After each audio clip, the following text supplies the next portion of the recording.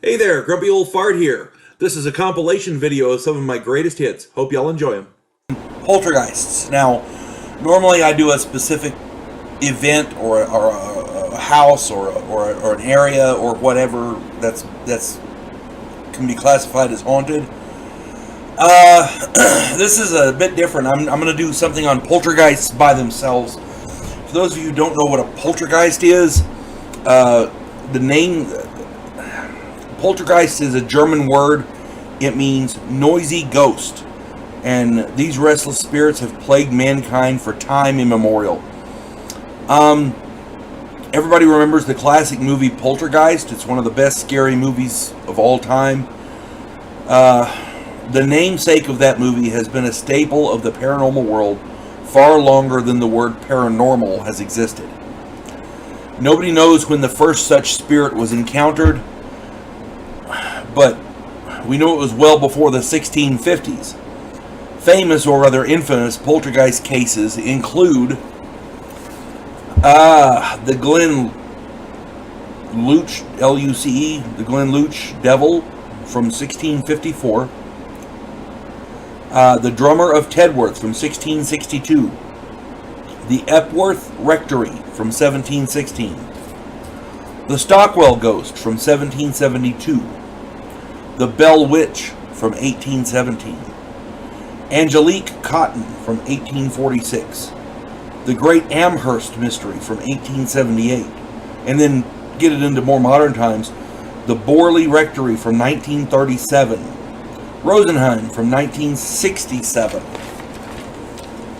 Amityville from 1975, although I rather think that one was more demonic, Enfield from 1977, and Tina Resch from 1984. And there's many, many more. That's just a sampling for you to look up and get an idea of what the thing is.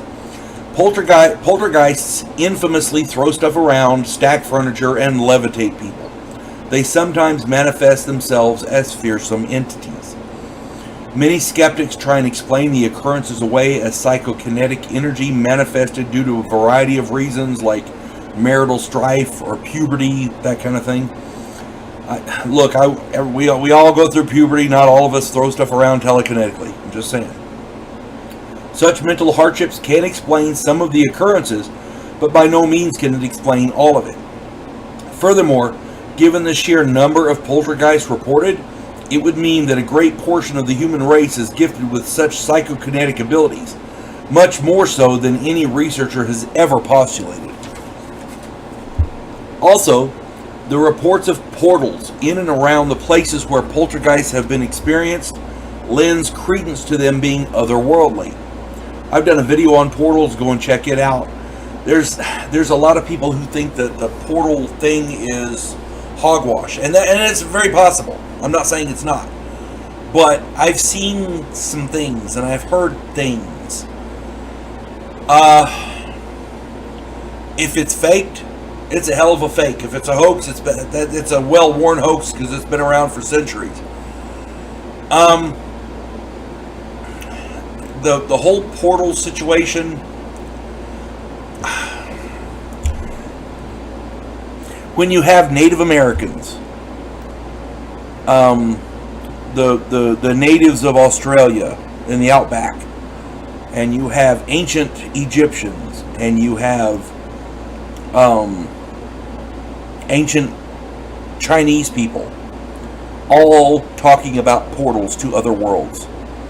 There's something to it. That's all I'm saying. I don't know what, but there's something to it. And I still can't get past my friend's mom telling me that story about the... Go check out the movie, or the video that I did on portals. My friend's mom told me that story about that witch in the house opening a portal and it never got closed. That sticks with me. It sticks with me.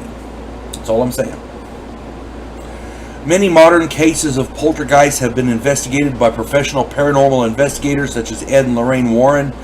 Such investigation teams tend to blend the efforts of psychic mediums and priests with high-tech specialists. The idea is that they want to quantify such claims as the psychic and priests may make with evidence gathered with cameras, recording equipment, sensors, and all kinds of stuff. the equipment that we have now is much better than they had, obviously, back in the 1800s. That's all, that's the idea. There's a very famous case, the Doris Bither case from 1974 was one of the cases where photographic and sound recordings were made of a real otherworldly entity which was terrorizing this poor woman. This case was the basis for the movie The Entity. So we know for a fact these things are real. Ghosts and like that, extra-dimensional extra-dimensional entities are real. They're not deities, they're entities of some kind. Many people tend to think that the vast majority of poltergeist reports are hoaxes. And to be sure, a fair amount of such reports are fakes. People trying to get attention for whatever reason, their 15 minutes of fame, as it were. But when you have witnesses of such caliber as police officers, medical professionals, college professors, military personnel, and the like, it's very difficult to discount all of them. People see things. People report things. Some of these people that I mentioned, the professionals, such high caliber witnesses like police officers and like that, reporting this kind of thing could be bad for their careers. They're not doing their careers any favors by reporting this stuff. So if they're putting it in official police reports, yeah, you got to give some credibility to it. That's all I'm saying. In my opinion, this is my opinion, spirits with grudges or unfinished business trying to get the attention of the living makes sense. After all, is this life in these fragile meat suits all there is? If not, what else can there be? Is there a heaven and or hell? If there is an afterlife, how many restless spirits get lost along the way? As a Christian, I know what I believe. I think it's definitely worth contemplation. So, if somebody comes to you and says, I think my house is haunted,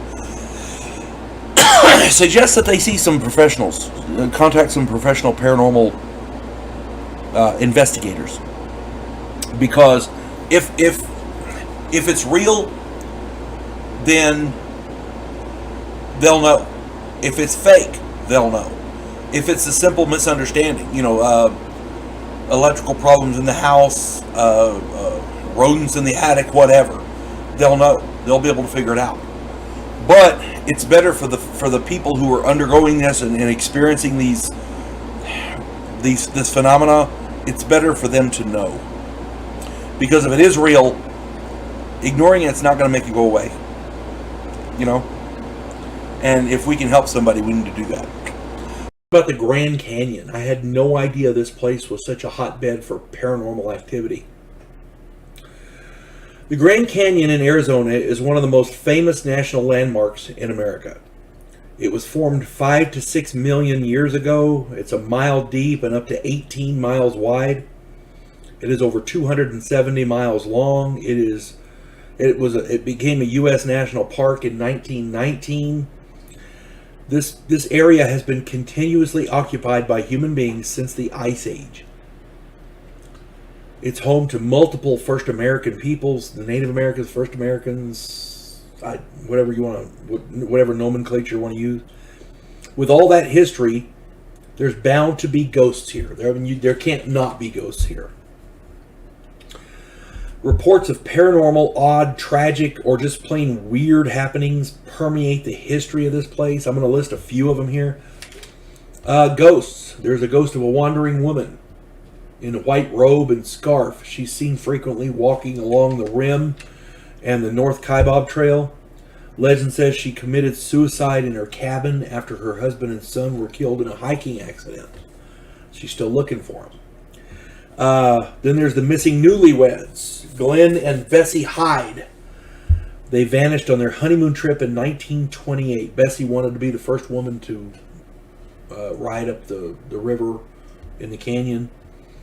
Their boat was found upright, completely intact, completely stocked.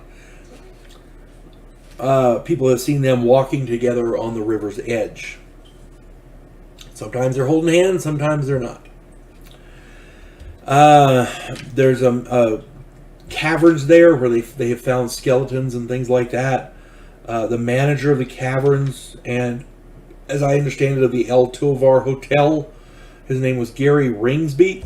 He hung himself in the 70s, and he's been seen manning the elevators in the caverns and the night desk at the hotel. People have seen him there. The El Tovar Hotel itself has other ghosts as well. The Phantom on the Stairs. And a lot of these people, nobody knows who they were. There was a guest named Fred Harvey who died there. He's been seen there. So there's a well-dressed gentleman on the third floor who greets people, and nobody knows who he is, and he's a ghost. There's an old man with a gray beard that's been seen many times. Pearl, her name was Pearl, P-I-R-L, Pearl A. Ward. She was a hostess and a cowboy.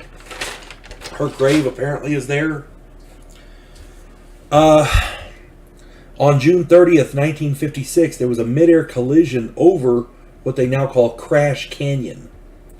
TWA flight, it's part of the Grand Canyon. TWA Flight 2 and United Airlines Flight 718, both out of Los Angeles, were flying in heavy cloud cover, could not see each other until it was too late. They could not avoid the collision.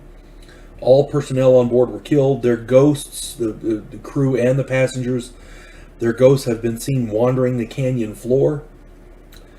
Two other places, Maricopa Point and Phantom Ranch, apparently have had many reports of their workers remaining long after their deaths. And that's just some of the ghosts. There's plenty more. Holy crap, there's plenty more. There's ghosts of Indians running around down there too. I mean, all kinds of stuff. There have been monster sightings around the Grand Canyon. The Mogollon Monster, evidently Bigfoot's meaner, bigger cousin, roams the Ponderosa Pines. He's between 10 to 15 feet tall and covered in long gray-white hair. His weapon of choice is a massive club. His first reported sighting is from 1903. There's another monster apparently running around there who just looks like a big person with heavy, thick boils and stuff all over him. They call him he looks kind of like a troll or an ogre. People have seen him drinking out of the river. It's crazy. UFOs are frequently seen over the canyon floor. A military scientific team reportedly found a 4,000-year-old UFO crash site. The debris was hauled off by the military, but stories of the particulars include so many variations that you almost want to ask if there were multiple crashes. There are reports of out-of-place artifacts. An archaeologist reported finding a cave with Egyptian columns and ancient Egyptian artifacts. The U.S. military has closed the cave off, and the artifacts were transported to the Smithsonian Institute, who now denies that they have them. At least that's the story. So evidently the Grand Canyon is more than just a beautiful natural landmark, more than just a hole in the ground. It is a weird wonderland and well worth a visit. If you get a chance, if you've never been to the Grand Canyon, you got to go. If you don't see anything out of the ordinary, it's still worth the visit because it's absolutely beautiful there. I had a friend who used to work there in a hotel. He used to tell me all kinds of stories about it. The Giza Pyramids of Egypt. Everyone is familiar with the Great Pyramids of Egypt. It's they're one of the seven wonders of the ancient world. As tourist attractions, these structures see tons of visitors every year, and a lot of people, they're magnificent to look at, but people don't really realize what went into building them. The thing I see that I'm bringing to light here is a lot of tourists, a lot of the locals see and hear things around the pyramids that just can't be explained. And I'm not saying that we can see videos of apparitions or whatever, but there's just a lot of weird stuff that happens around there. So let's get started. There's still controversy as to when these pyramids were built.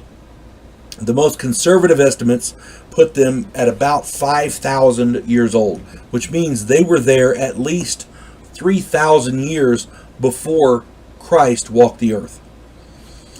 There has been widespread speculation as to who actually built the pyramids and how and why. And I'm not going to go into the different theories of their construction. For the purposes of this video, I'm concentrating on the length of time the structures have been around. But we do need to touch on how they were built.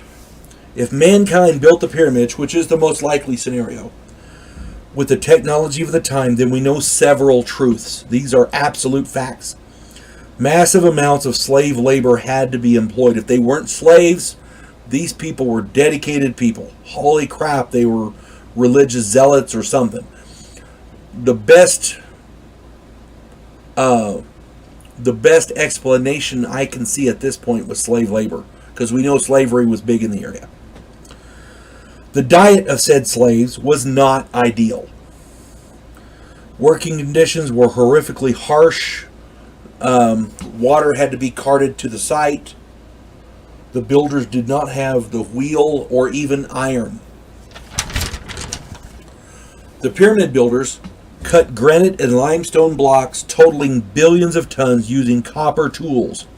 Some of the blocks weigh 50 tons or more. And all of these were moved by hand. All of this exceedingly difficult labor and poor diet means that untold thousands of these slaves died in the process. Since the Giza pyramids took longer than a quarter century to build, the sheer number of slaves lost would be multiplied over this long time. Furthermore, Egypt has been a land at war forever. Remember, the Roman Empire was born and died after the pyramids were built. How many battles, massacres, and executions took place within sight of these landmarks?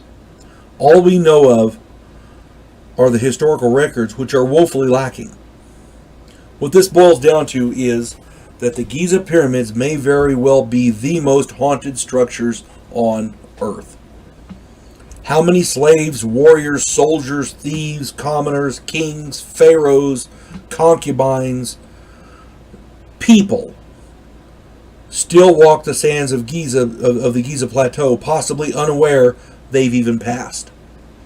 I'm waiting on a serious investigation of the area to determine an answer to that question. People at the site have seen and heard things, ghostly voices out of nowhere. Animals have led people to archaeological discoveries. The grave sites have been found in the area. If there is a such thing as ghosts, and if ghosts actually do in fact exist and haunt our world, the Giza Plateau, the Giza Pyramids would be the place for them to be. It's been around for 5,000 years with untold millions of deaths in the area. Why would there not be ghosts there? How could there not be? That's my contention. People have seen and heard things, and given the history, how could they not? Edinburgh Vaults. Edinburgh, Scotland is the city. The Edinburgh Vaults are also called the South Bridge Underground Vaults. The next time you find yourself in Edinburgh, Scotland, the tour would not be a waste of time. It's a historic landmark. It's a tourist attraction, even without the hauntings. The vaults are a vast man-made catacombs where the working class once worked and lived. Over time, rain seeped into the caverns, spreading diseases like cholera and consumption. Decades of brothels, alcohol trafficking, and murders have culminated in a truly haunted place.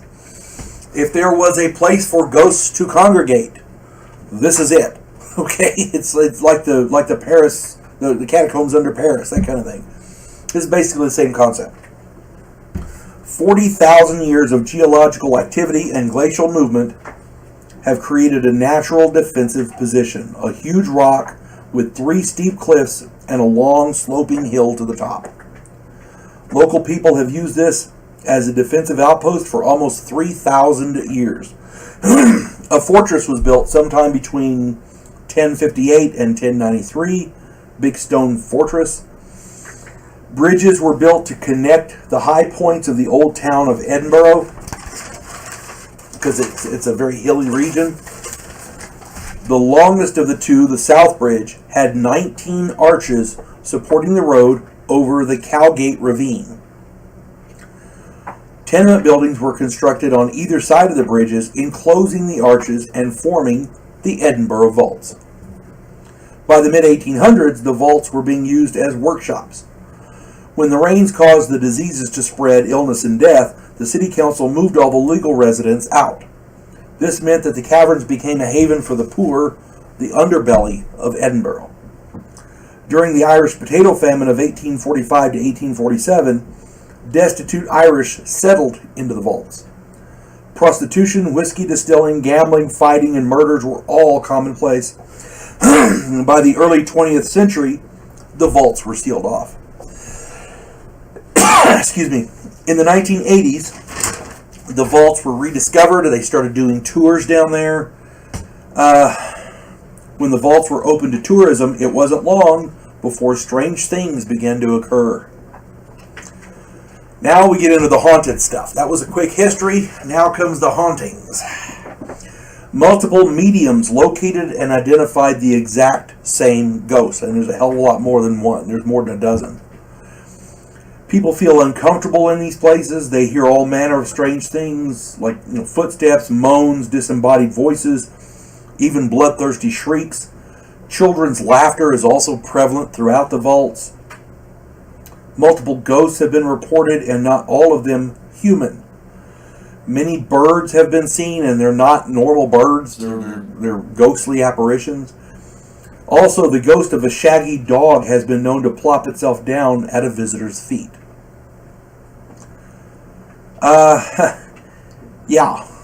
Animal ghosts.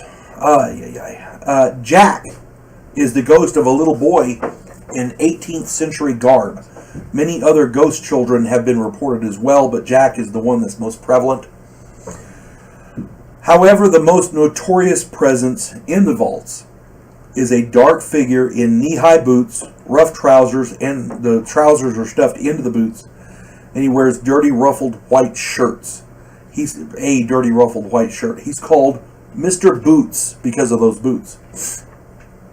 Mr. Boots is unkempt and unshaven and has very bad breath. People have smelled it. He seems to feed off of the energy of groups, like the tour groups that go through the vaults. Mr. Boots does not like groups being there. Sometimes he douses all of the lights and candles, leaving everyone in total darkness. Mr. Boots occupies one specific room. He shares it with the ghost of a girl that is said the ghost of the girl that he murdered. Tour guides always warn groups about Mr. Boots just to be on the safe side. If you're going to go into an area like that, I guess it's better to go with a little bit of forewarning. Tour guides also warn, like I said, tour groups warn groups about Mr. Boots.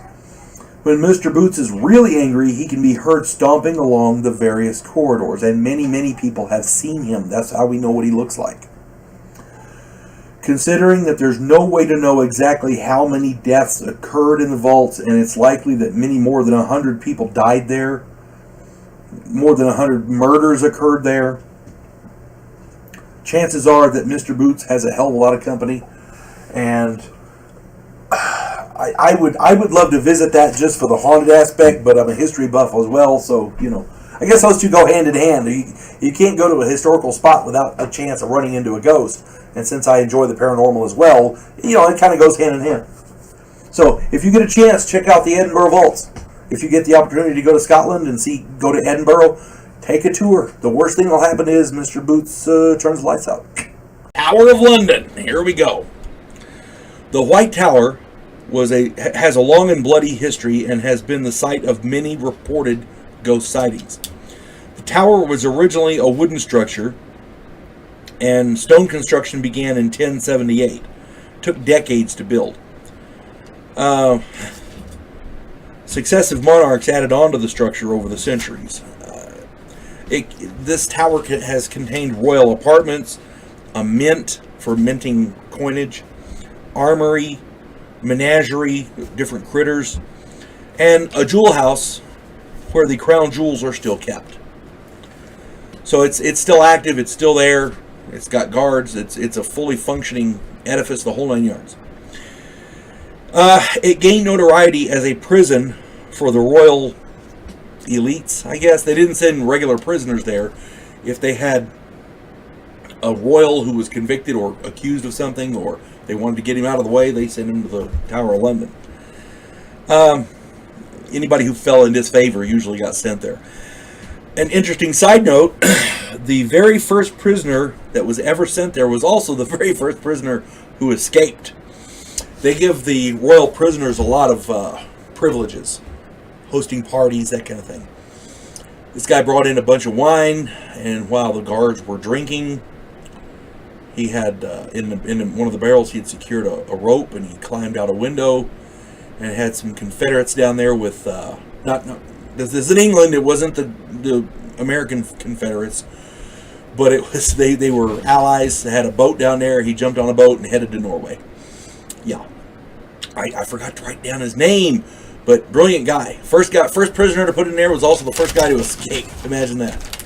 At any rate, prisoners were regularly tortured and or executed, including 3 queens: Anne Boleyn, Catherine Howard, and Jane Grey.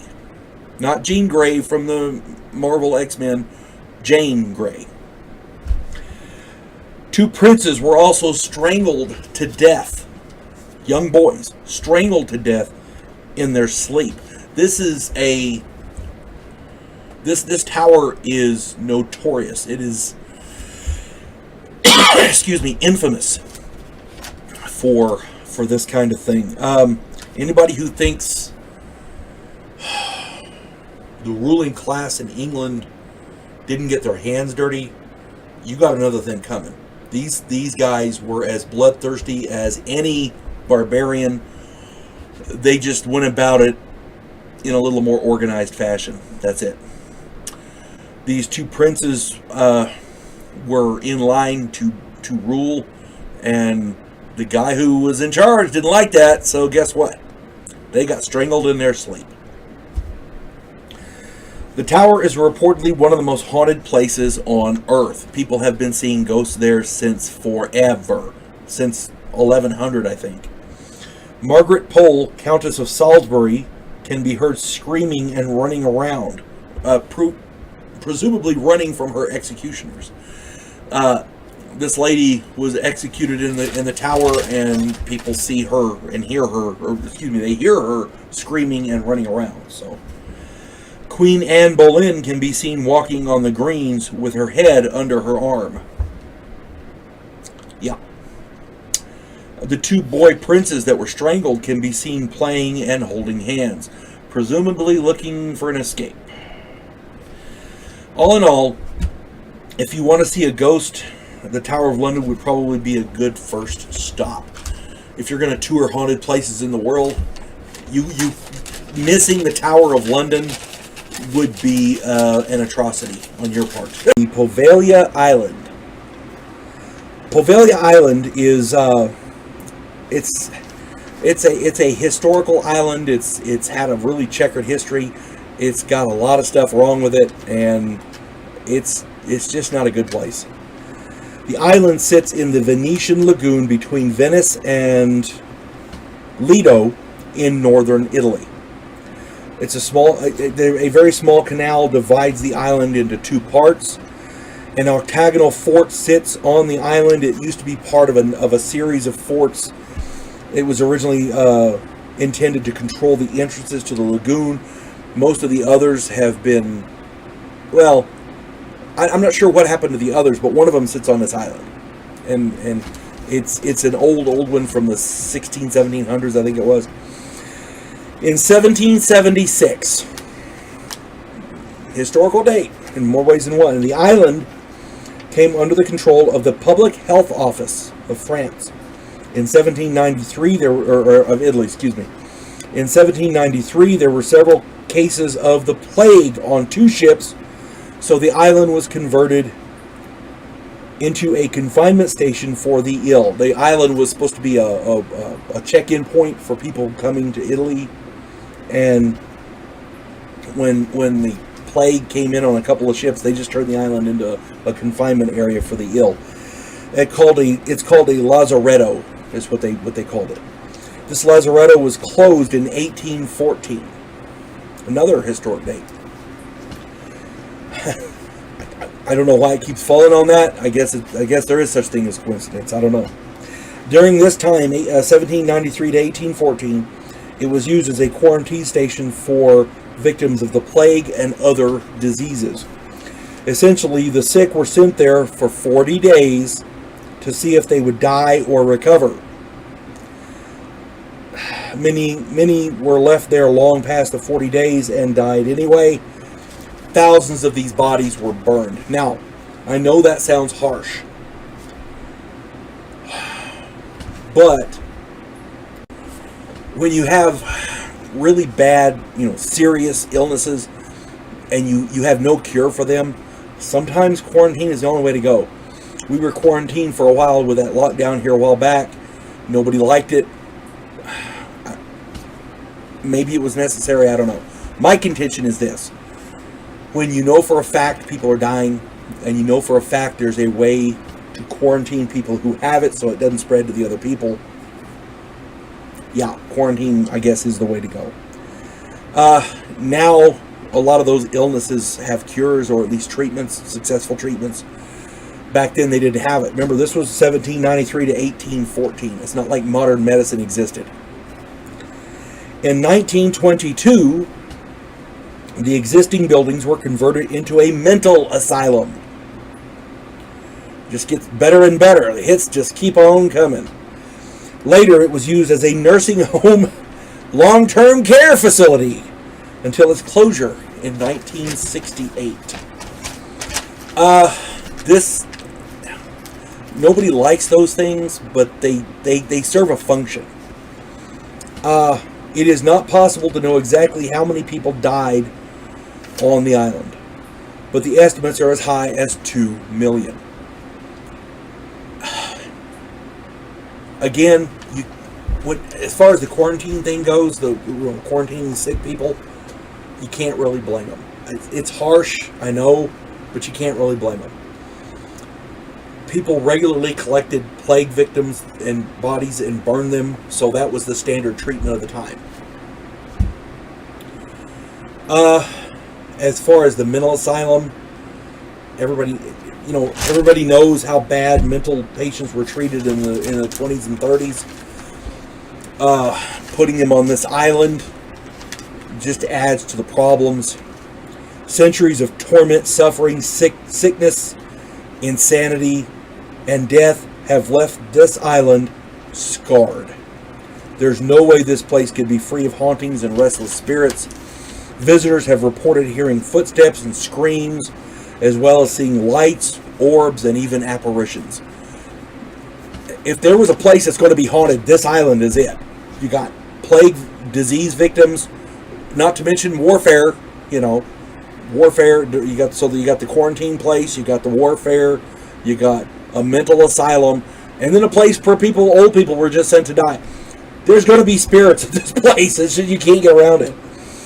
If hauntings really do exist, Poveglia Island would be a prime location for them. And if you're going to be a ghost hunter or something like that, as I understand it, access to the island is restricted, but if you can get permission to go there, that would be the place to go. Suicide Forest. There are places in the world that are revered as locations of dark dread and ill intent.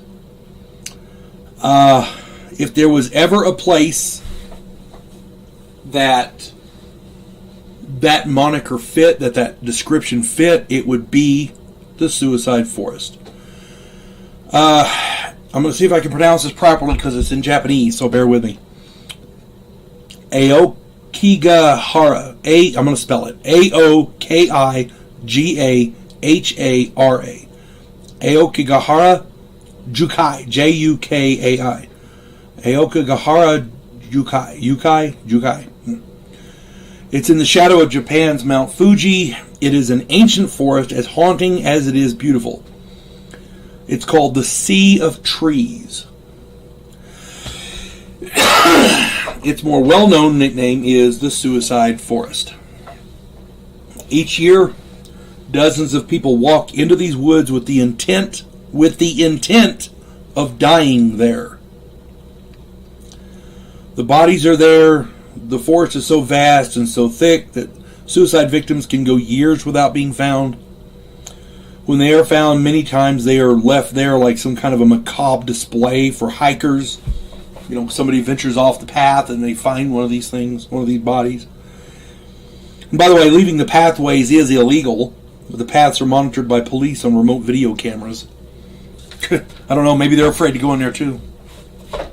And there's really no way to tabulate the number of suicides that occur in the forest every year, because nobody reports that kind of stuff. Nobody goes, I'm going to go commit suicide, and then they go in there. You know? Now, there's other stuff that goes along with this. In the 19th century, this place was popular with those intent on abandoning an elderly relative so they die of starvation, dehydration, or exposure. This was a common practice years ago, centuries ago, called ubasute. U-B-A-S-U-T-E. Ubasute. This was back in the 19th century. So, yeah, old people were sent in there and just left to die. There are signs posted pleading with visitors not to kill themselves and giving phone numbers of the police station where they have people who will talk with them and listen to them, try to convince them not to. Local legends are numerous and are observed by most. Locals won't go into the forest at night. Compasses don't work. Visitors get lost and cannot find their way out, which drives them insane. Ghosts walk through the trees. These ghosts lure others into the woods. That's what the legend is reported. And the people who are lured into the woods get lost and go crazy. There's a lot more to this, but there was just so much information. This place is just ridiculously haunted by all reports. People who enter the woods report feeling as if they're being watched. Many report seeing apparitions, hearing voices calling out to them. And with all the death that this place has seen, I'd be surprised if it wasn't haunted, you know? Now, I'm not pro-suicide in any way, shape, form, or fashion. If you feel the need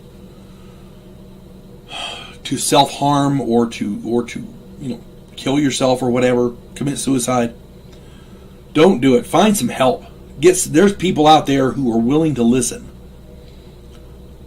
Find a priest. Find a preacher, a minister. Find a doctor, a psychologist, a loved one, a family member.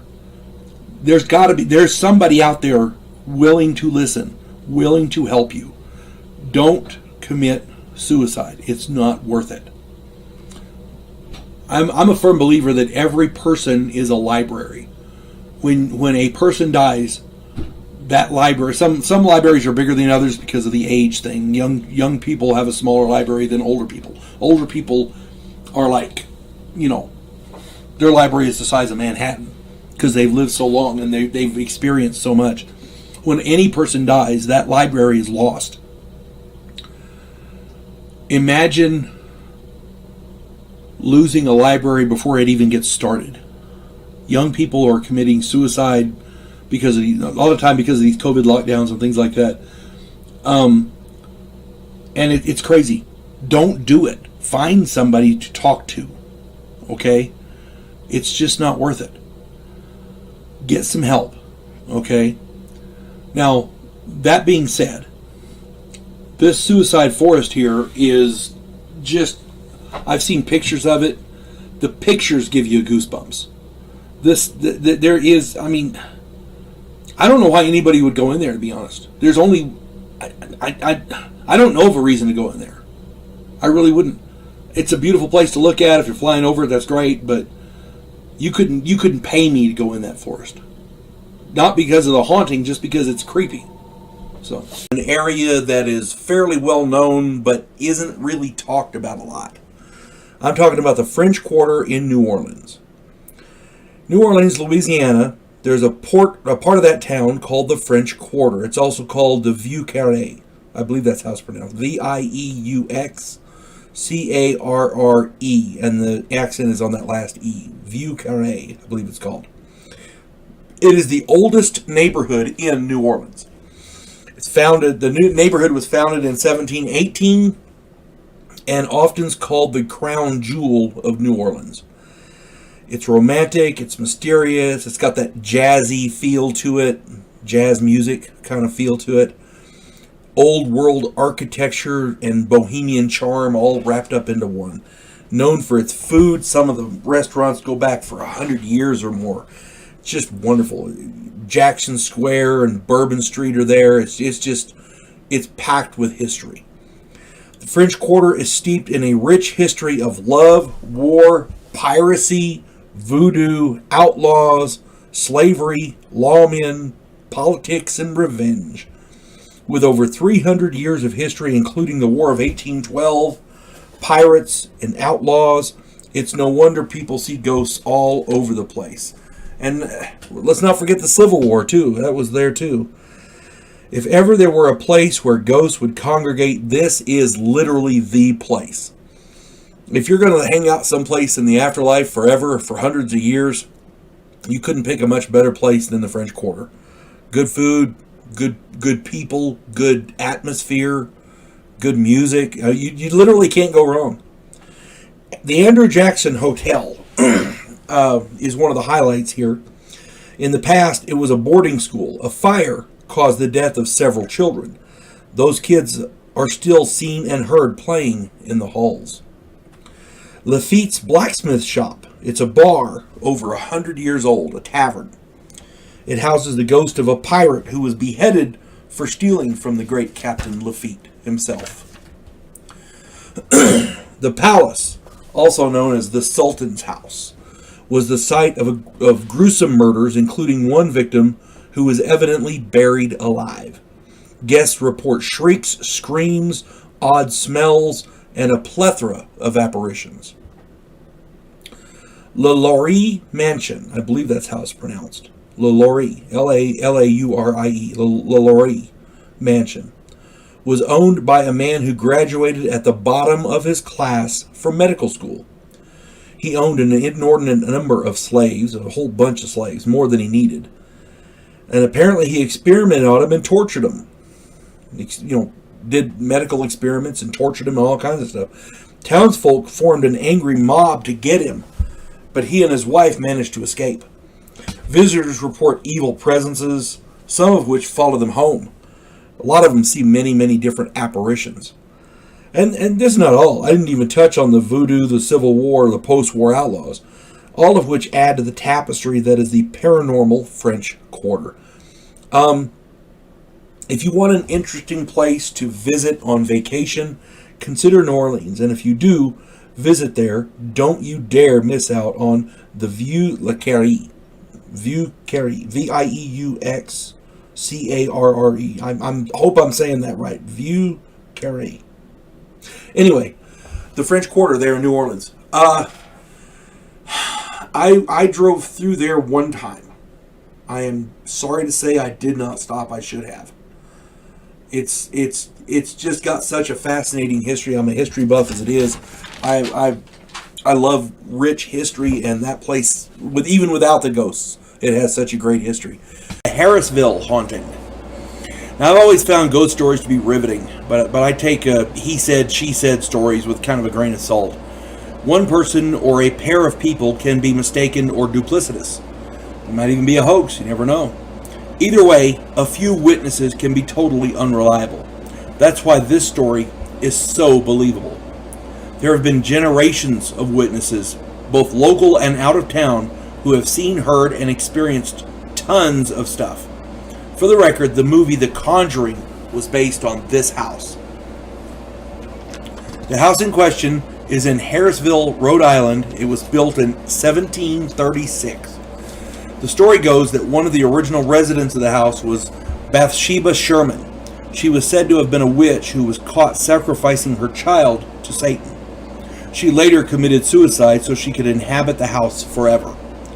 It is said that dozens of spirits inhabit the house, including Bathsheba, as well as more than one demonic entity.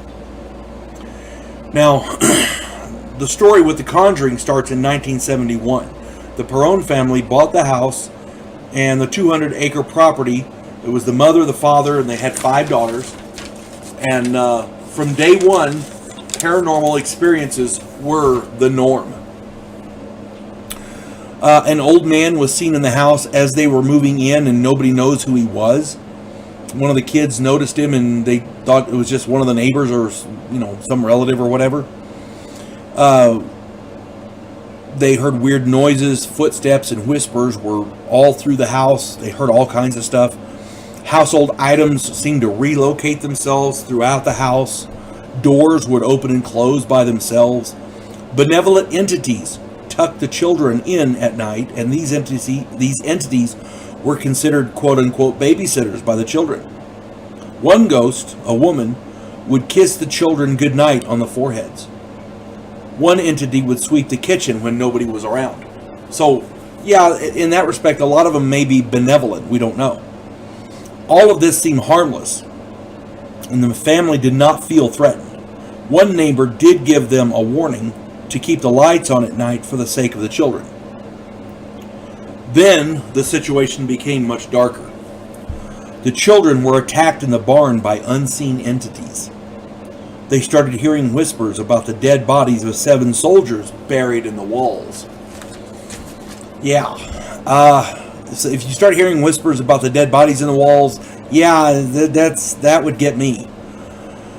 Starting in the early mornings, around 5:15, the smell of rotting flesh would move through the house. You'd just smell it in this place, and then they'd smell it over there, and you'd smell it over there. Now, rotting flesh, putrid smells are a sign of demonic activity. So, the children were being tortured by a male spirit. A woman in gray, possibly Bathsheba Sherman herself, threatened the mother with death and gloom. Evidently, the spirit felt that she was the mistress of the house and resented the mother as a rival. When the demonic entity possessed the mother, Ed and Lorraine Warren were called in to investigate. If you don't know who Ed and Lorraine Warren are, they are probably some of the most famous paranormal investigators in history. She was a medium, and he was I don't even know what you call him. I guess demonologist would be a word. But there's more to it. It wasn't just a demonologist. He was also watch the movie The Conjuring. You'll see what I'm talking about. The Warrens were one of the most renowned paranormal investigators in the world at the time, so they called them in. The Warrens attempted to help the mother with a seance conducted in the basement, but the seance did not go as planned. The mother was heard speaking tongues in a growling voice. Then she was levitated and then thrown across the room, while she was tied to a chair. The Perron family to this day is still being haunted, even though they no longer live there. It's crazy. The stories of this house are many and varied. Since the Perrons sold the house, the paranormal activity there persists. One owner was attempting to do some remodeling. He ran screaming from the house, literally. He left behind his car, his tools, and his clothes. He bought the house, was going to remodel it, and then he left screaming, left his car, his tools, and his clothes behind. The current owners, still the ones who live there now, still hear whispers and voices and footsteps throughout the house.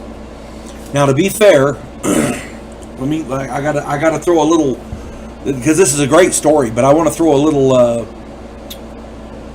water on the situation. To be fair, researchers have found records that say Bathsheba Sherman was a normal woman who had several children die young, and given that it was the 1800s, this was not uncommon.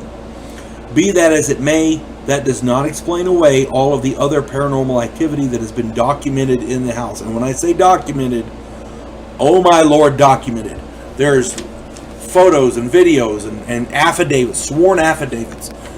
Everybody who's been in that house has experienced something. It's probably one of the most haunted places, not only in America but in the world.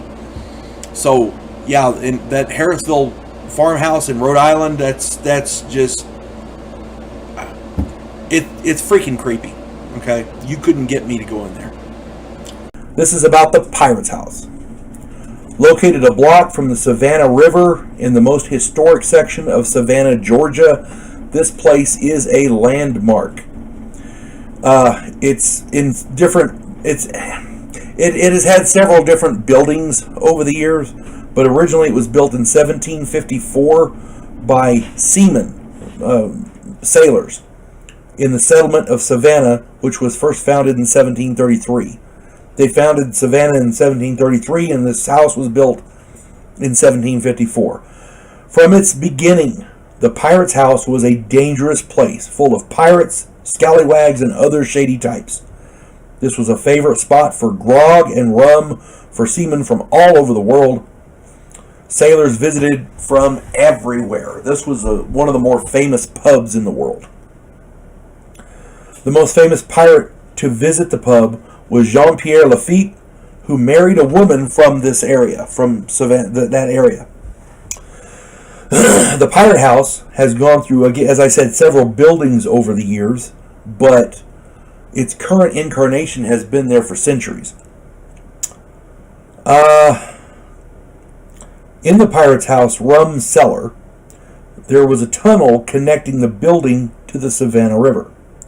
A sailor, either drunk or drugged, could pass out in the pub and wake up the next day on an unfamiliar ship at sea.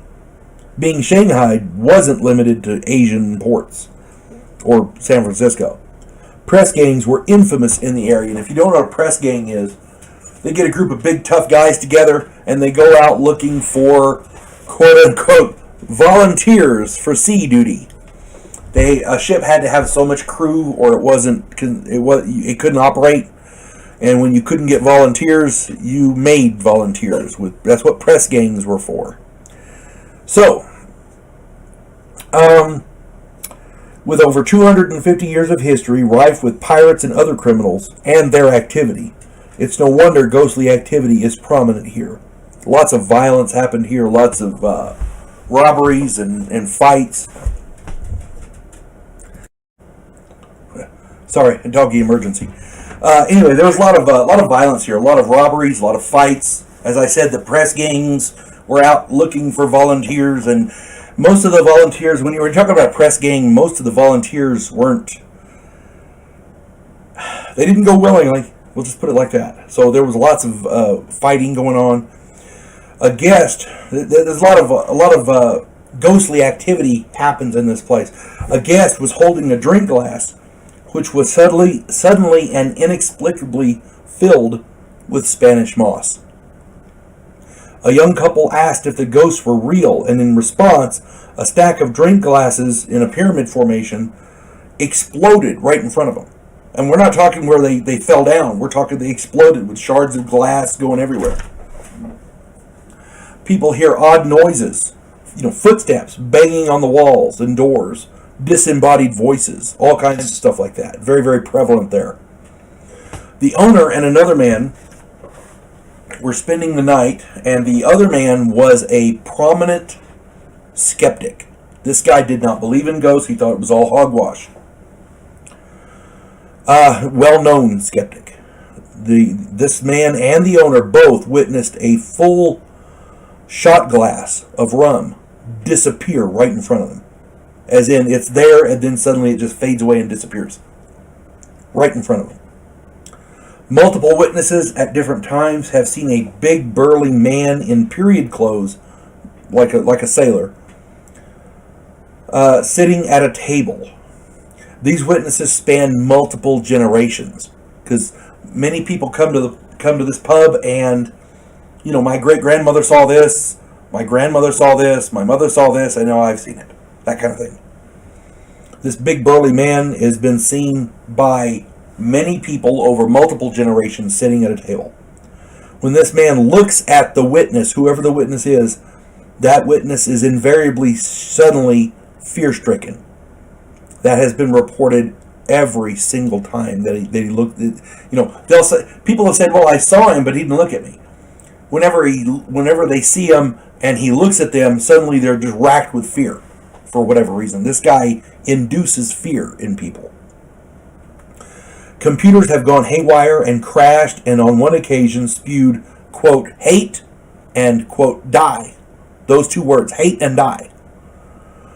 Whatever's in there is not happy. That's all I'm saying. It's not a happy person that was there.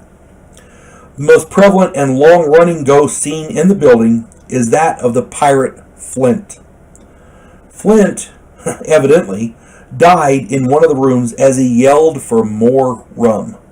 His cries for rum have been heard by many. As the story goes, if you buy him a rum, your stay will be much more amicable. He'll be a little nicer to you. Now, Robert Louis Stevenson wrote the book Treasure Island. It's a classic. If you've not read it, you need to. There's movies put out about it, and they're good, but you cannot surpass reading the original book. The book is excellent.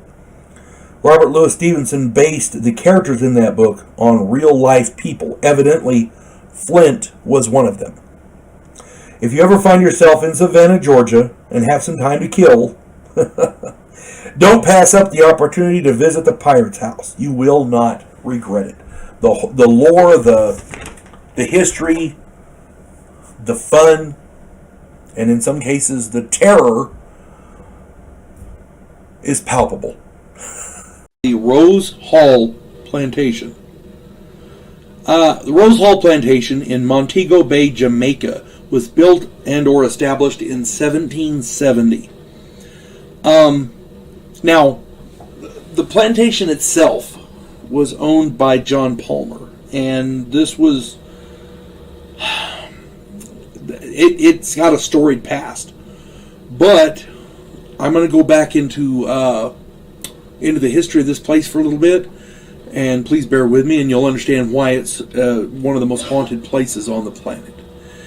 Annie Mae Patterson was born in 1802 to an Irish father and an English mother. The Patterson family moved to Haiti when Annie was very, very young. She learned voodoo there from her Haitian nanny. Annie's parents died when she was 10 under very mysterious circumstances. She was raised by the nanny until the woman died 8 years later. Annie intended to marry wealth, so she moved to Jamaica.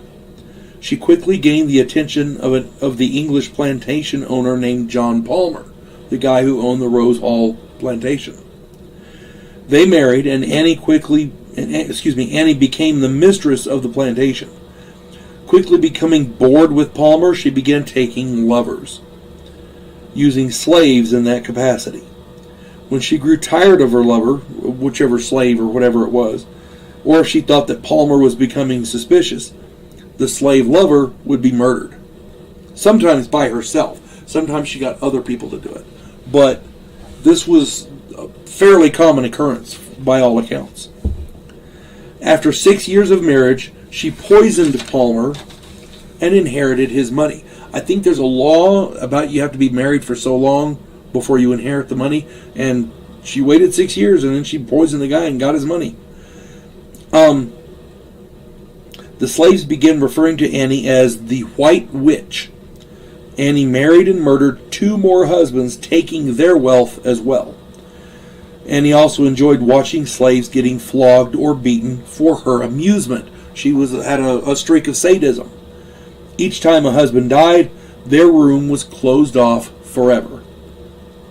Annie even had 2 pits in the house, at least on the property. She used them as her dungeon. Whenever slaves would run away, she would take them and throw them. When they caught them, they would take them and throw them into the pit and let them starve to death with no water. That was she used it as a deterrent for slaves escaping. And whenever she would have somebody murdered, she would send groups of slaves to bury bodies, and then send another group of slaves to murder those slaves, so that there was no trace of where the bodies were buried. She was just about as sadistic and evil as they come. What all of this boils down to is that Rose Hall is the entire the great house in the entire plantation is one of the most haunted places in Jamaica.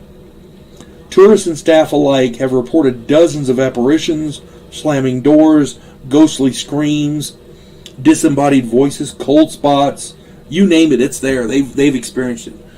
A maid, at one point, early 1900s, a maid was thrown from a balcony to her death by unseen forces. People watched it happen, but they have no idea why it happened. Now, when I was doing research, I found a book. My wife got it for me for Christmas. My wife or my son one. By a man named Jeff Bellinger. Belanger. It's called The World's Most Haunted Places. Really great book. I found a lot of good material in here. I'm going to read an excerpt from here, or at least parts of it. I'm starting on page 52. By the way, you need to get the book. It's really good. The World's Most Haunted Places by Jeff Bellinger. I hope I'm saying his name right. Starting on page 52. In December of 1831, a dashing young gentleman named Robert Rutherford from England came to Rose Hall Plantation to fill the position of bookkeeper. Annie took an interest in the gentleman instantly, as did her housekeeper, Millicent. This is where the story of Rose Hall turns into a murderous soap opera that would play itself out in only a few weeks. Millicent's grandfather, Taku, was a powerful voodoo witch and also an occasional lover of Annie Palmer. Robert Rutherford, far from the strict society of England, fancied both Millicent and his new employer, Annie Palmer. This infuriated Annie, who wanted Rutherford's attentions for herself. The White Witch of Rose Hall cast a spell on Millicent, causing her to die within 9 days. Taku was infuriated. He stormed into the mansion and strangled Annie Palmer to death in her bed in 1831. So that's how she died. Annie was entombed in an above-ground cement coffin that still sits in the east garden of the house. Some of her religious-minded former slaves tried to cast spells on her grave to keep her spirit locked up, but their magic didn't work. Annie wouldn't be stopped by death. And it goes on. I put that in there. I read that excerpt because this tells you the level of depravity and evil that this white witch, Annie, was capable of. And it tells the level of violence that was on that plantation. The White Witch, and now keep in mind, there's no way of knowing how many people were murdered there, okay? Because she didn't keep records and everything was hidden. The White Witch has become something of a boogeyman for Jamaican children, and I can certainly see why. That would not be somebody I would want to run into on a dark and stormy night. Now, if you have a chance to go visit the Rose Hall Plantation, that would be a scary place. I don't know that I could make that trip. I don't know that I could walk onto that property. Just knowing what all happened there, that's just ridiculous. But, as I said, it's one of the most haunted places in Jamaica, probably the most haunted places in the world. So, if you get a chance, and if you've got the steely guts and the heart of stone to go there and check that out, hey, knock yourself out. A place that I don't think can be without restless spirits. I'm talking about the catacombs of Paris, and if you're not familiar, a little bit of background. In Paris, France, in the rainy season, they have a lot of flooding. Paris has been around for a long, long time. They had a number of cemeteries. Flooding, this is going to sound bad, tended to bring coffins up. They had a problem with coffins and dead bodies being strewn because of flooding, being strewn across roadways and in people's yards and things like that. And this is, they had to find a place to put them. They had a number of mines underneath Paris, old mine shafts and things like that. and they expanded them and turned them into catacombs, and this was a prime place for them to put these bodies. They weren't trying to be disrespectful, but you had a lot of disease at the time, and the idea was, let's get these things underground as quick as we can and contain the disease as best we can. They weren't trying to be disrespectful. They were trying to act in the public's best interest. So here we go.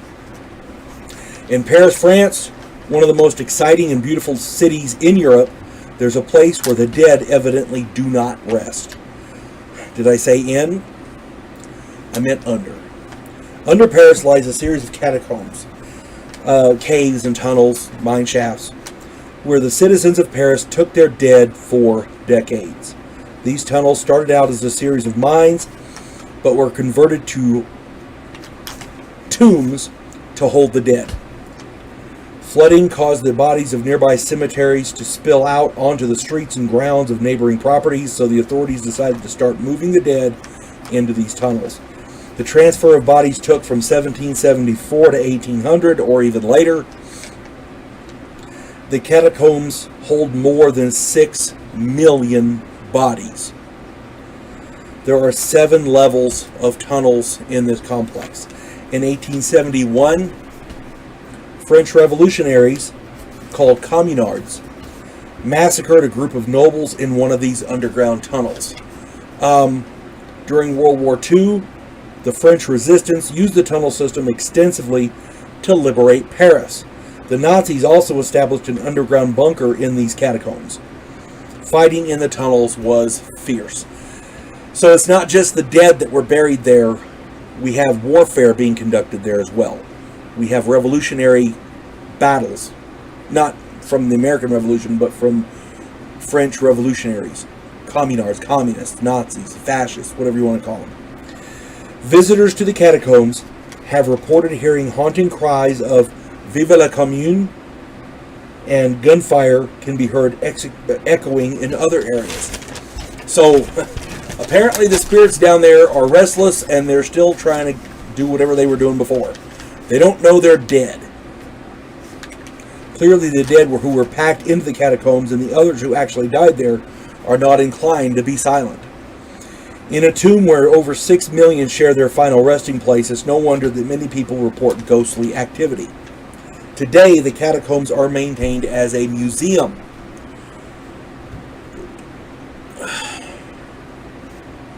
I understand the historic significance, and I understand you want a tourist attraction. But at some point, just let them rest. Holy crap. There's more to this than even that. There are people who, I don't know, they have maybe a macabre sense of humor. I don't know. I don't know what to call them. In 2004, police discovered a fully equipped and functioning movie theater in an area of the catacombs. It was equipped with a giant cinema screen, seats for the audience, projection equipment, film reels of recent thrillers and film noir classics, a fully stocked bar, and a complete restaurant with tables and chairs. I don't know who the hell would go down there and watch a movie or have dinner. That's just freaking bizarre. I'm just reporting what they found. There's a group that took responsibility for all of that, and I don't know what their reasoning is, and frankly, I don't care. It's macabre. Seems the catacombs are not meant to slip quietly into history.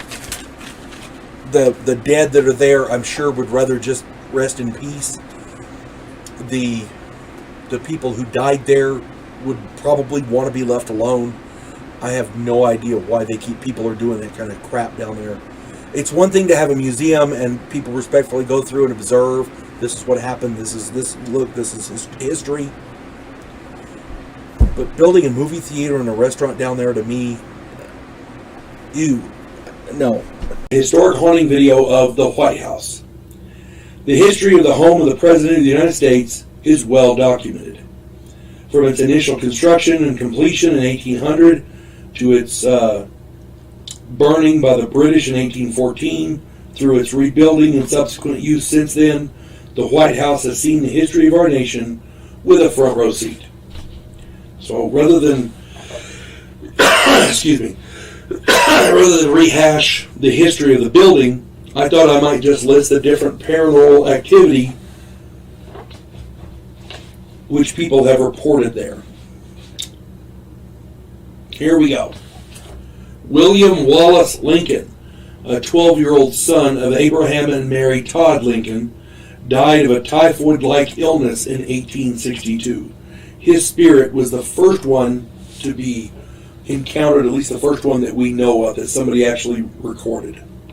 Not recorded as in, oh, look, we got a video of it. But as in, put down a bell, oh, look, we saw this spirit. Well, you know. His was the first one, William Wallace Lincoln. Edward Lincoln, 3-year-old son of Abraham Lincoln, has been reported many times. Apparently he died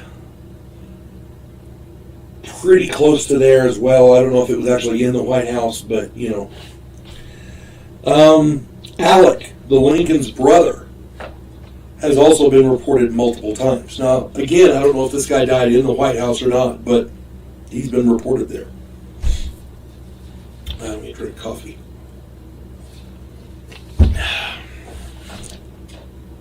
A young boy has been reportedly seen and felt on many occasions by staff and visitors. They don't know who the kid is, but he's there. He may actually predate the White House because of his attire. So it's possible he was playing in the area and something bad happened and nobody knew about it. And then they built the White House over it. We don't know.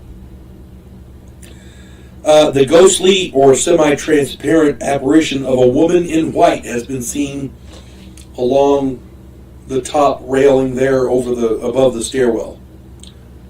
We don't know who it was, but she's been seen there many times. Okay, this is kind of a funny one.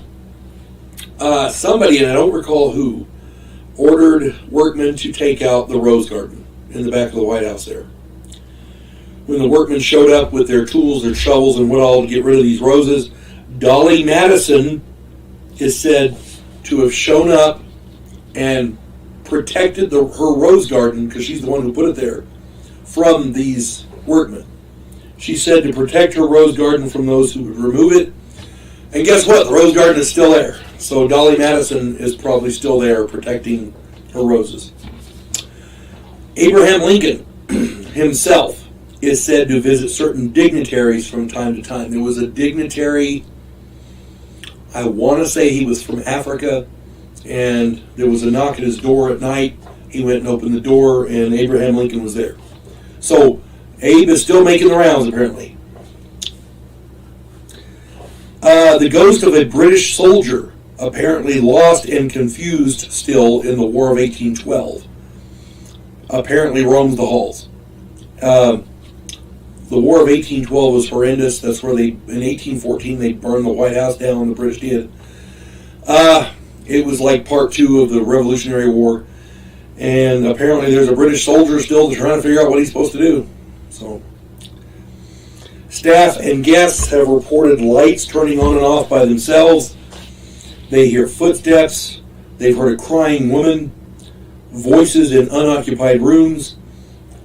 They also report feeling cold chills and being touched and pulled. Oddly enough, whenever anyone has reported being touched or pulled, it's never a malicious experience. It's always gentle and friendly, and somebody, pulling them this way to get them out of the hallway or whatever.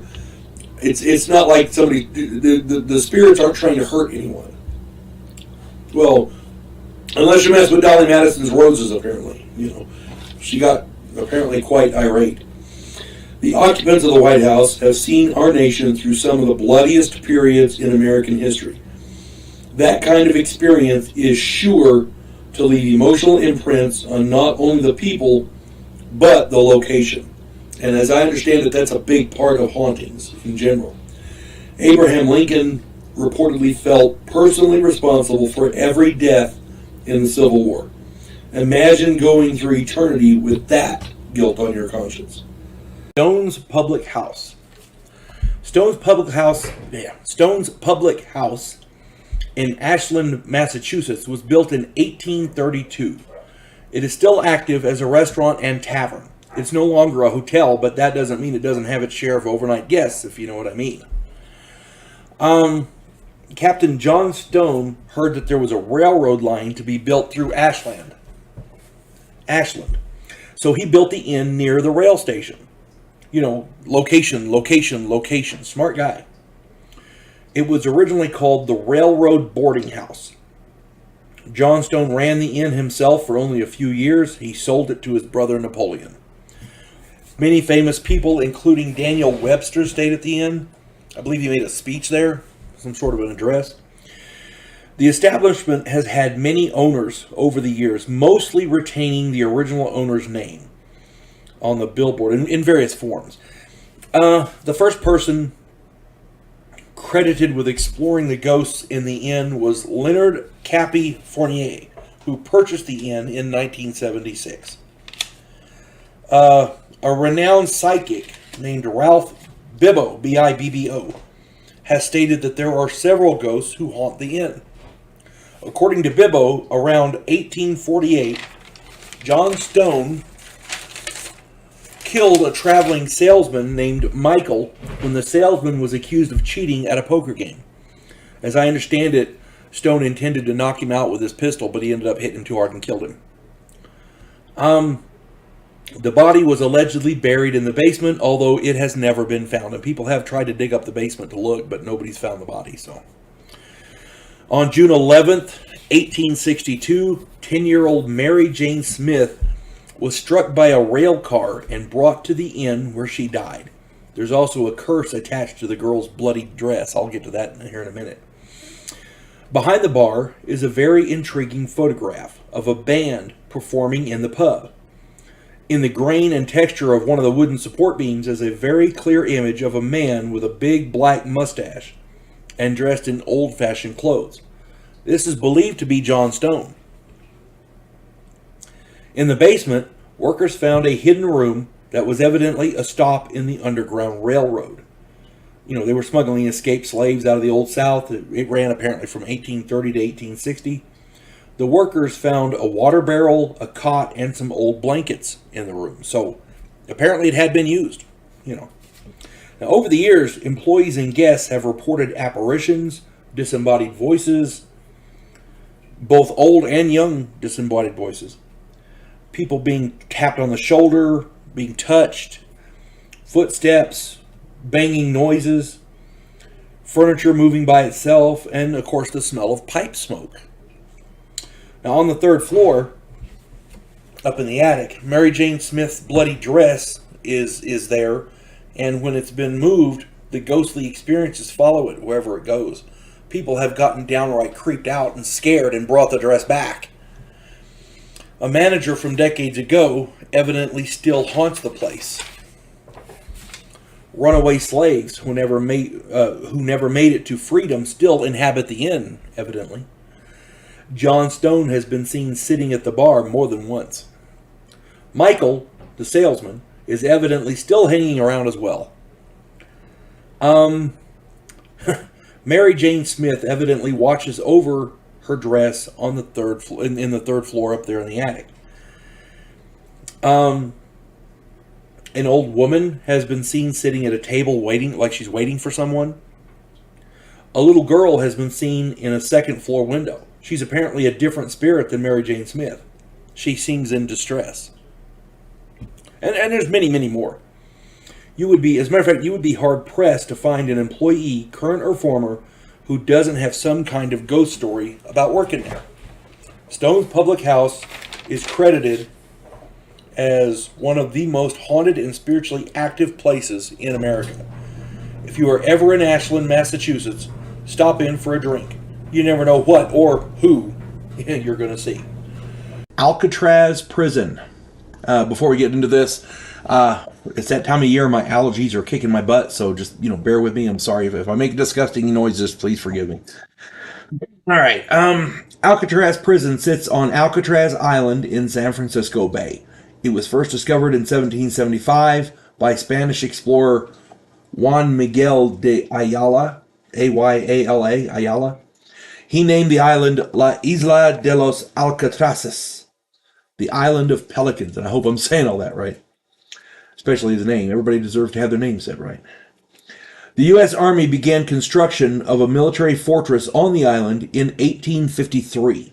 It was named Alcatraz. There are no records that I know of. I believe no records were kept as to how many deaths occurred while it was active as a military fortress.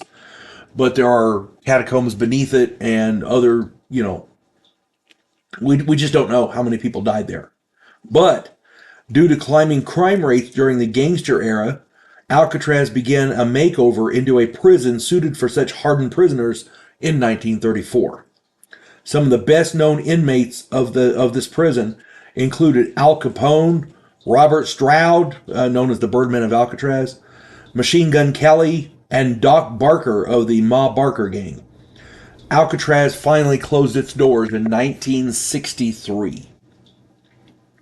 The ghostly happenings at Alcatraz are numerous, recurring, and often.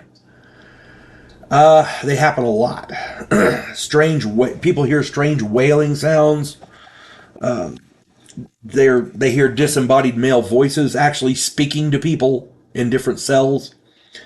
They hear footsteps throughout the place. I mean, you can't, evidently, I've never been there, so I can't say from personal experience, but it's my understanding no matter where you go, you're going to hear footsteps. They just echo through the place. Unexplained odors, including that of smoke, which is kind of crazy. Apparitions. People see apparitions all the time. Unexplained sobbing sounds in specific cells. They see orbs all over the place. Cell 14D, which is down in the hole. It's like solitary confinement, basically. It is icy cold all the time. And I mean all the time. And that's not all. The number of deaths at Alcatraz number at least in the dozens. Now, again, we don't know what happened prior to it becoming a prison because no records were kept. However, after that, once it became a prison, they kept records because they had to because of the inmates. So here we go. 8 were killed by other inmates while it was a prison. 5 inmates committed suicide. 15 inmates died from natural causes. Cell blocks A, B, and C, as well as the laundry room, hospital, and the warden's house, are all said to be haunted. Ghosts of note include 2 guards who were killed in a shooting incident in 1946. Inmate Abby Butcher. Let me start that one over. Inmate Abby Butcher Moldowitz. His name was Abby, A-B-I-E, Abby Moldowitz. They called him Butcher. He was murdered in the laundry room, and apparently he's still there. Mob boss Al Capone is still said to play his banjo in various parts of the prison. That was his thing. He, instead of going out and having rec time in the yard or whatever, he preferred to play his banjo in the shower room. He liked the echo, I guess. I don't know. But they hear his banjo throughout the place, various places. In 1982, a radio personality spent, and I should have wrote down his name, damn it, sorry. A radio personality spent the night in Alcatraz with a psychic. He was a notorious skeptic. This radio personality was a notorious skeptic. At 3 a.m. in the utility corridor where 3 inmates died during the Battle of Alcatraz in 1946, bit of history. A group of inmates tried to escape Alcatraz. They had a plan. When the plan went tits up, there was a shootout right there in the prison. I think that's where these 2 guards were killed, but I don't know. It may be a different incident, but the inmates were holed up. They ended up getting forced back into this utility corridor, and that's where the shootout occurred. This radio personality in that utility corridor where these 3 inmates died, he claimed he got a tremendous feeling of great anger and felt an evil presence lying on the floor. He started cursing and said he felt a strong compulsion to fire a gun at people. Now, this guy was a notorious skeptic. the psychic that was with him, they had, as I understand it, they had a video camera with them to try to capture some ghostly evidence in case they found some. This guy's eyes were wild. They looked. It was he was a different person at that point. We'll just put it that way. Any way you want to slice it, Alcatraz is one of the most haunted places in the world. They have tours there. At least they used to. I don't know if they still do or not, but that would be an interesting place to visit, in my opinion. As I understand it, there are so many ghosts there that people have lost count, and I can completely understand that, because it had a storied history before it became a prison, and then they stuck some of the worst people in the worst dregs of society in there, and a lot of them died there. So, say what you will. That's a place. If there's a haunted place on the planet, Alcatraz would be it. The Hole. This is a little embarrassing, actually. I try to be as complete in my research as possible, and I try to include all the pertinent information with every video that I do. I am human, and I know it is hard to believe, but I do make mistakes from time to time. For example, I did a video on the Immortal Count a few weeks ago, and I just realized that I said Mary Shelley when I meant to say Bram Stoker. My bad. Kudos to all of you who caught it. Go and check that video out. Along the same lines, a few weeks ago, I did a video on Alcatraz prison, and it was a good video. There's a lot of paranormal activity there, and a bunch showed up in my research, and I thought the video was pretty good. I thought I'd gotten all of it. The problem was, evidently I missed a big one, and for that I apologize. Go check that video out as well. We're going to continue as like an addendum to that one. Here we go. Just a quick recap. Alcatraz served as a prison from 1933 to 1936. It was regarded by the prison system and the inmates alike as one of the most brutal prisons in the nation. Beatings and other punishments were pretty regular for virtually no reason. Just speaking out of turn got you beat. So, one of the most terrifying punishments that the prisoners had to endure was solitary confinement in the Hole. The Hole was an isolation nightmare with no amenities. You had a toilet, a sink, and a bed, and that was it. There was no light. You couldn't hear anything. You were alone in the cell, and that was it. It was literally a form of sensory deprivation. Prisoners were often sent to the Hole for days at a time. As I recall, there was one guy who got sent there for a lot longer than that. I think it was more than a year. It was bad. Prisoners understandably hated the cells in the Hole. One cell in particular was said to be inhabited by an inhuman and otherworldly entity, which the prisoners dubbed the Thing. It was the guards. I don't know if the guards believed it or not, but I would assume they used it as a form of punishment intentionally, forcing them to go into this place. So maybe the prisoners fearing that, I'm thinking maybe the guards took advantage of it. Well, in 1940, a prisoner was sent to the Hole for the night. His screams of anguish, fear, and agony echoed through the prison for hours.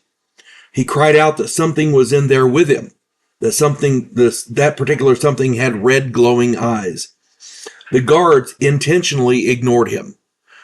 One would imagine, I'm not trying to take the side of the guards here, but I would imagine if you put somebody in the Hole, they screamed a lot, so the guards kind of got used to ignoring it. So I'm not excusing it, but that's probably what happened. At any rate, so this went on all night. When the cell door was opened in the morning, this particular prisoner was found dead.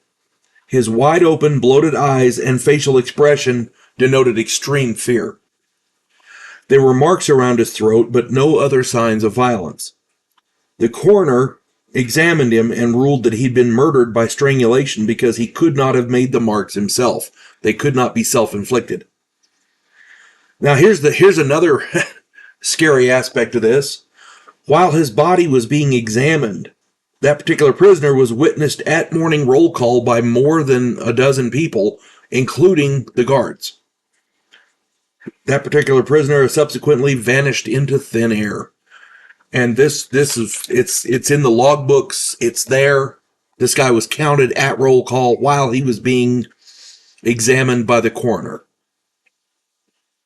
I did a video a while back on the New Mexico State Prison because they had a big riot there. And the consensus there of all the different investigators were that there was some sort of demonic activity in that prison. I would imagine there's probably a demon in Alcatraz as well. The sheer brutality of the place, all the bad people that went there, more than likely would have attracted some sort of a demonic presence. It may very well still be there. Who knows? I can't believe I missed this. It was such a big part of this story, but I did. And I did this video to amend the first one. At any rate, if there's going to be a demonic entity at a prison, yeah, Alcatraz would be the prison to have that. So, inanimate objects. Since time immemorial, man has been plagued by what he perceives as evil spirits. Primitive man tried to understand and placate these spirits. Civilized man tends to ignore them and blame their activities on bad luck or coincidence. History is rife with stories of haunted buildings and houses, other structures. Television series abound with all manner of paranormal ghost hunting programs. We're all familiar with them and their format. Some are better than others, and some are outright ridiculous. I've done videos on paranormal programs that we like. Go and check that one out. Many times, what is overlooked, however, is when restless spirits and other entities inhabit specific inanimate objects for whatever reason. Some of the more famous ones include the demonic doll Annabelle, which resides in a closed-down museum. Ed and Lorraine Warren, famed demonologists, I'll get it right in a minute, created this museum, and they filled it with all manner of spiritually infested artifacts. I don't know why you would, but there you go. Dolls seem to be a very, very favorite thing for spirits to inhabit. I'm not sure why. Maybe it's because they look like humans. I don't know. Gives them a semblance of their old life. I don't know. But this particular doll, Annabelle, is allegedly demon possessed. Now, it's from the Conjuring house. I can't remember I did a video on it. Anyway, I can't remember what it's called now. At any rate, these dolls are everywhere, and for whatever reason, spirits like them. I don't know. But Annabelle is by no means the only one that is reportedly infested with an evil spirit. They're all over the place. There's a bed, the Great Bed of Ware. It was built in the 15th century. People who slept in the bed evidently carved on it. It was built for a king, and he used it, and then since then, people who have slept in the bed carved on it and desecrated it to the point that the ghost of the carpenter who built it tends to attack people who sleep in it. Yeah, I mean, he carved that specifically for a king. He obviously, put his love and patience and his skill into perfecting the bed because it was for a king. And other people come along and start desecrating it. Yeah, I'd be a little miffed too, wouldn't you? The Hope Diamond is allegedly cursed and brings misfortune to anyone who owns it.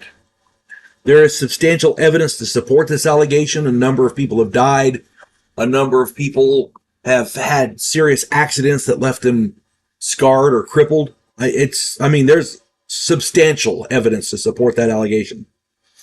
The Terracotta Army, a stone artwork set to protect the first emperor of China forever, is said to bring misfortune to those who disturb them. And there's evidence to support that claim. It's one thing when you have bad luck. If you've read the accounts of the people who found that and were excavating it and like that, holy crap. The tombs of the pharaohs didn't have curses like that. It was ridiculous. The Dark Mirror, purchased at a psychic fair in the Columbus area, is said to bring upsetting and dark visions to those who gaze into its scrying reflection. Yeah, I've heard horror stories about that one. This is a little bit different here. There's a phone number, 0888-888-888 is evident that this phone number is evidently cursed. Everyone who owned that phone number have allegedly not, not survived. They met untimely ends through the weirdest means. You know, a car accident. As I read an account where one of the guys was in his bed and a car came through his house, drunk driver, and killed him. You know, the phone number has been put out of order. It's no longer issued. That's how bad it got. There's a box. It's a wine box called the Dybbuk, D-Y-B-B-U-K, the Dybbuk box. Evidently, the original owner was a Holocaust survivor. This box is allegedly a demon-possessed wine box that gives the owner horrific nightmares. Now, also, people who have touched the box have reported paranormal activity which follows them around in their lives. So they see the box, they touch it, and they go off and do their thing miles away, across the country or whatever, and whatever was there follows them. More than one has allegedly been possessed by a demon to varying degrees. Some of them have met untimely ends. So, yeah, the Dybbuk box is not to be messed with. That's all I'm saying. Now, this is by no means all of them. The world is filled with all manner of items allegedly possessed by demonic forces or spirits. Some, I've heard some are good, but for the majority of the ones I've heard are quite nasty. I read an article years ago about an antique beer stein that poisoned anyone who used it, no matter how thoroughly it was cleaned. Finally, somebody just broke it and destroyed it, and that was it. My advice to you is to be very, very careful what you buy and from whom, especially antiques at auction or from estate sales.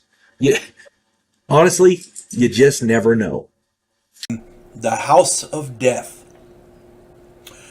In Greenwich Village, on the west side of Lower Manhattan, sits an unassuming brownstone. It's a beautiful building erected in 1856. During its illustrious life, it has housed many of the city's elites, including the wife of the founder of the Metropolitan Underground Railroad and the Broadway Underground Railroad, Mr. James Borman Johnston. He was influential in the city's literary and art world.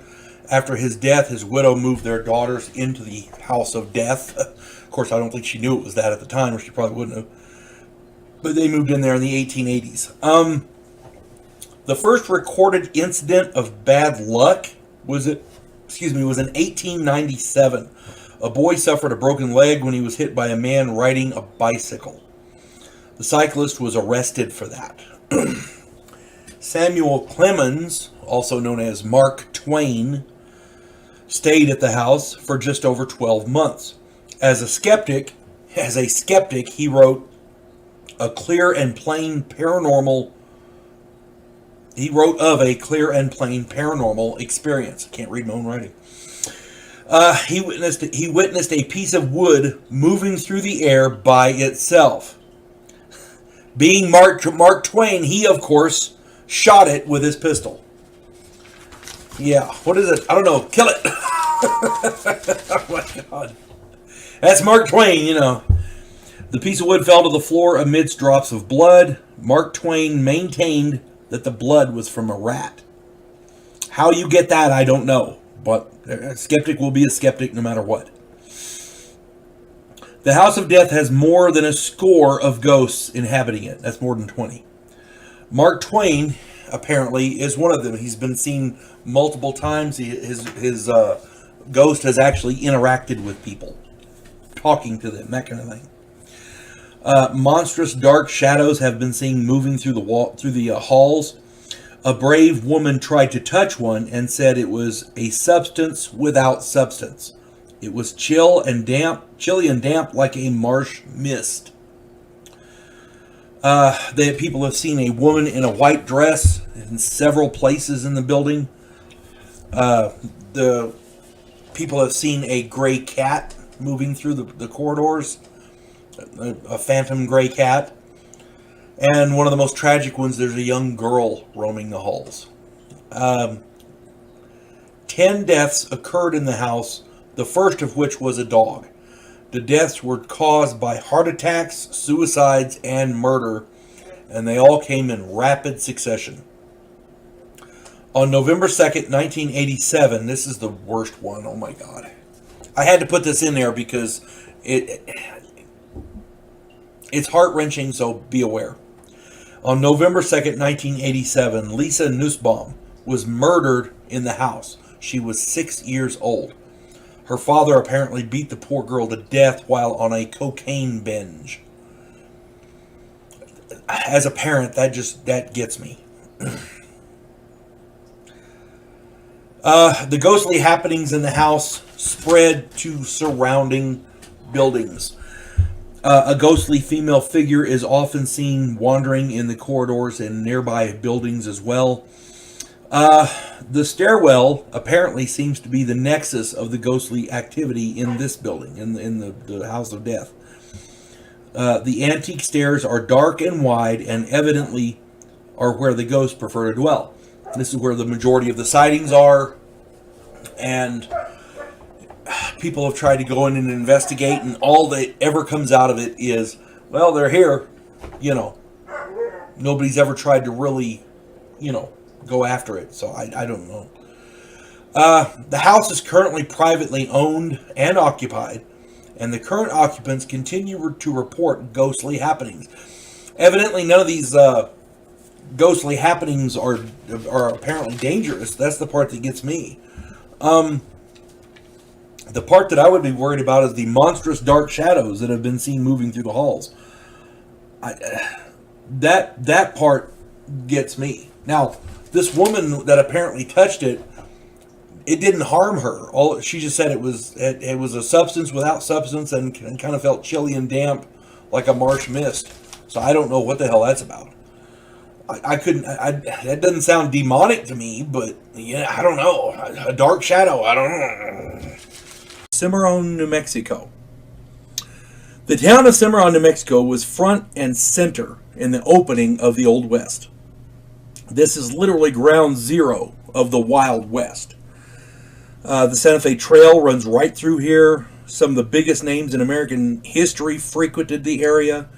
We got Clay Allison, who was a famous gunfighter. We got Buffalo Bill Cody, Jesse James, Annie Oakley, Wyatt and Morgan Earp stayed here for a night at the St. James Hotel. Blackjack Ketchum was here, many and many others. The Maxwell Land Grant and the Colfax County War took place in this area. The Colfax County War was a range war. There was a dispute over who owned what parts of land of the Maxwell Land Grant. The locals who had been living there for generations wanted, they owned the land, at least what they thought. And the people who owned the Maxwell Land Grant decided they wanted the whole thing. So there was a range war over that. There were murders in Cimarron, especially at the St. James Hotel, were commonplace. The St. James Hotel is known to be haunted by these restless spirits.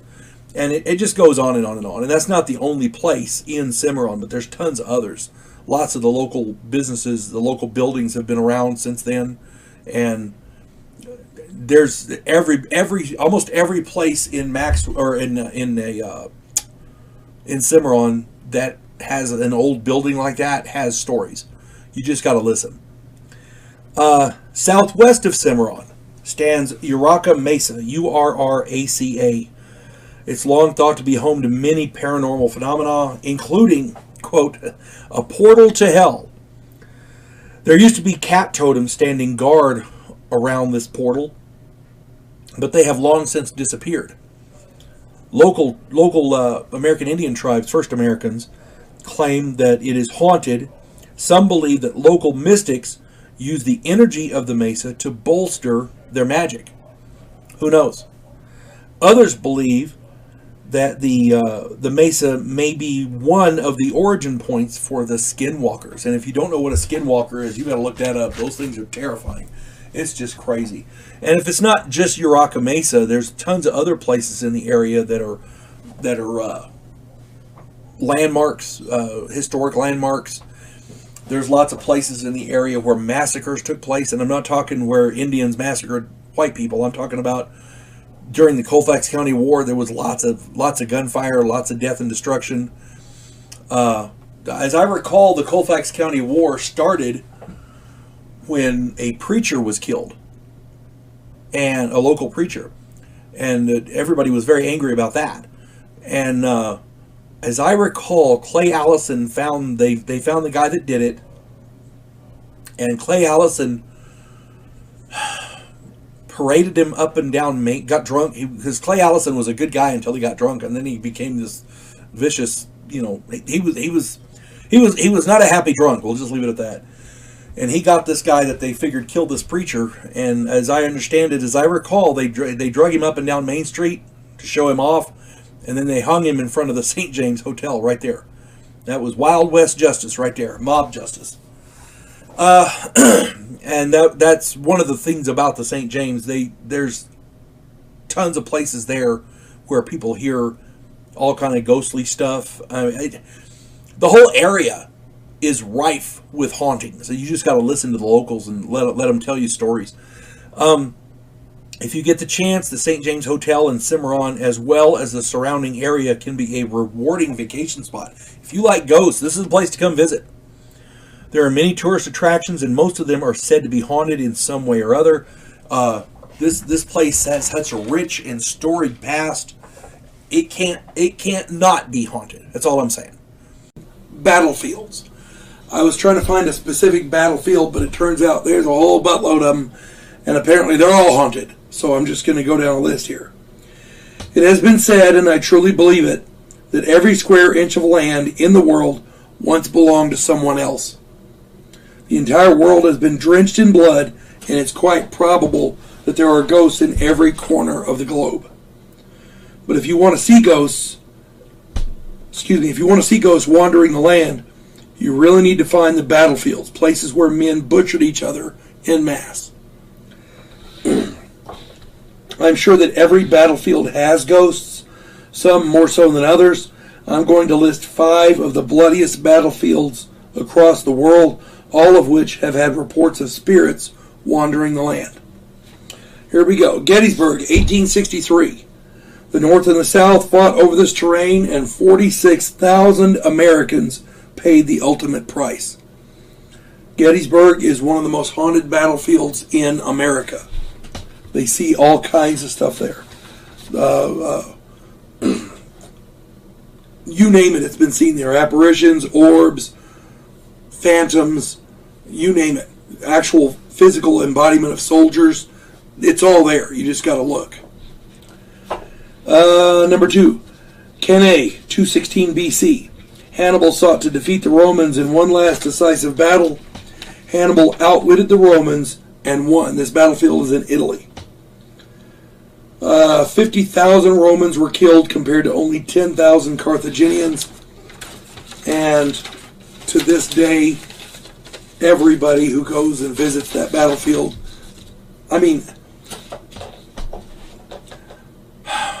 I walked there one time in 87.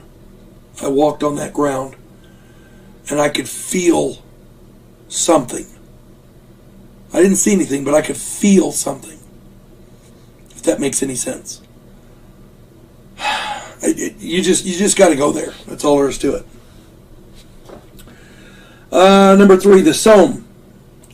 In World War I, the Battle of the Somme was, oh my God, ridiculous. The Battle of the Somme was where they were trying to take the high ground from the Germans. The Germans had machine guns up on the ridges. Allied troops marched toward the machine guns. On day 1, This was the bloodiest day in the history of the British Army. The actual Battle of the Somme lasted for several months and cost over 1 million dead with no significant change in the lines. But that first day was truly horrific. 60,000 British and 8,000 Germans died. Can you imagine being ordered to march forward into a machine gun?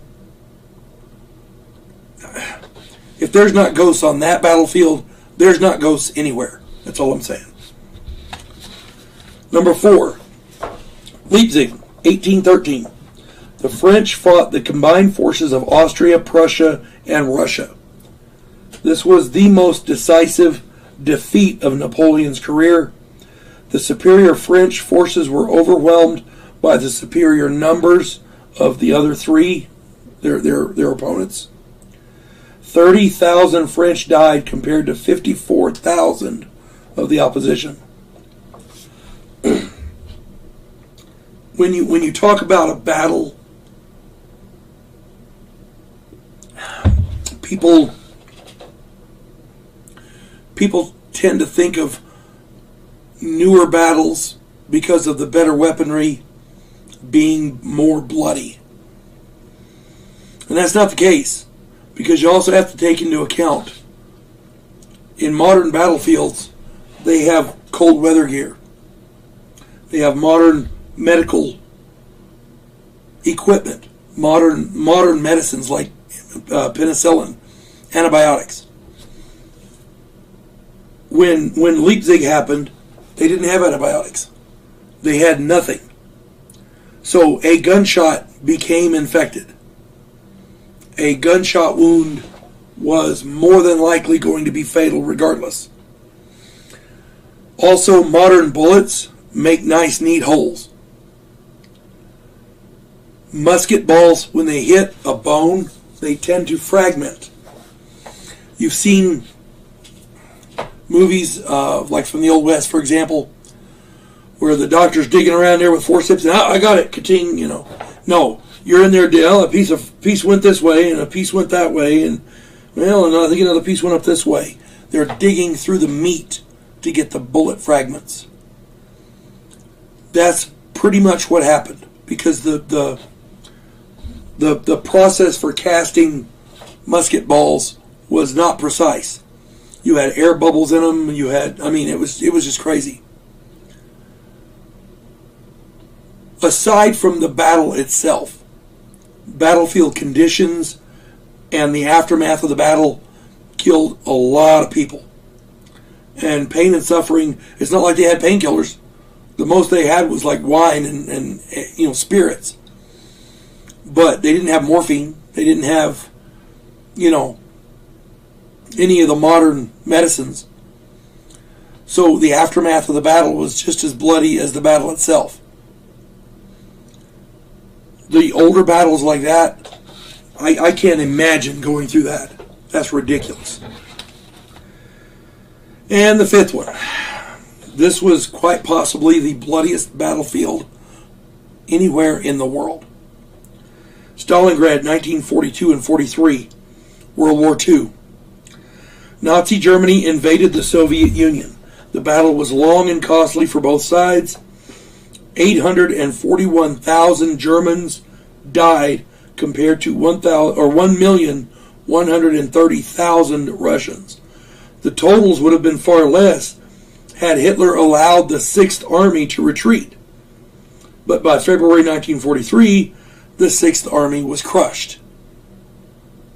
This was by far the bloodiest battle in history. There are reports of cannibalism. There are reports of eating dogs, eating horses, eating each other. Like I said, cannibalism, eating each other.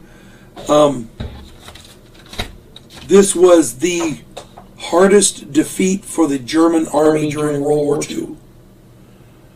The German military was superior to the Russian military. But the Russian military had two things going for it. One, they were more acclimated to the winter. They had better gear. Two, they had superior numbers. Oh my God, numbers.